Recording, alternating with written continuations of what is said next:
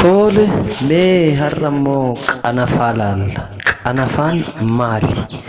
Oromoon hundi qanafaa ni beekaa? Yoo hin beekne immoo asumaan wal barsiifnaa jechuudha. Qanafaan meeshaa faaya dubartiiti.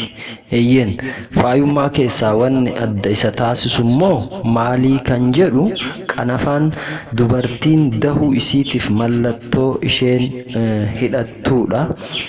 Dubartiin qanafaa hidhattee jirtu akka aadaa sikkoo mandootitti hin rukutamtu, hin reebamtu, hin arrabsamtu jechuudha.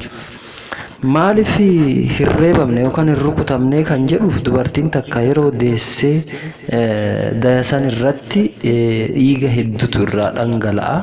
Sababa kanarraa wayyuu waan taateef kabajaa qabdi, ulfina qabdi, wayyooma qabdi jechuudha. Sababa kanaatiif abbaan mana isheetis eenyulleen arrabsuu hin danda'u, reebuu hin danda'u. Yoo reebamte immoo maaltu ta'a? Yoo reebamte dubartiin qanafaa qabdu dahuu isheetiif mallattoo ofirraa qabdi waan ta'eef waan ji'oota 4 yookaan 5 hin guutiniif reebamuu hin qabdu, arrabsamuu hin qabdu jechuudha. Yoo reebamte haati siinqee baatee lallabdee siinqee isii murtii murtee akka abbaan mana ishee kan ishee reebe sun akka adabamu taasifama. Adabni isaatis maalinni adaba adda addaa kan aadaadhaan sirna gadaatiin tumametu jira. Inni kun maalii kan jedhu immoo ilaallu. Haati siinqee baatee ililfachuudhaan erga qulqulleeffataniin boodatti irraa qalatu.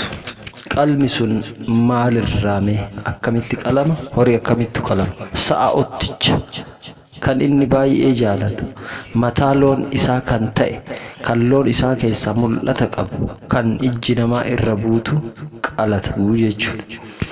Itti aansuudhaan ni nyaatu, uffatas ni bichisiisu. Uffata keessaa bullukkootu bitamaaf.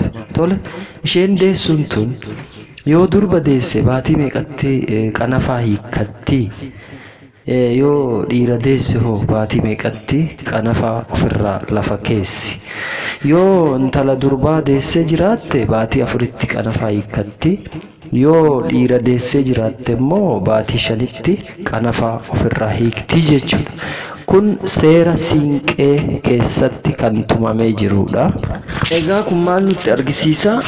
Sirni gadaadhaa durirraa kaasee bu'uura isaatirraa kaasee mirga dubartiitis kan dhiiratis wal qixa akka kabajee fi sirna dimokiraatawaa dhugaa akka ta'e.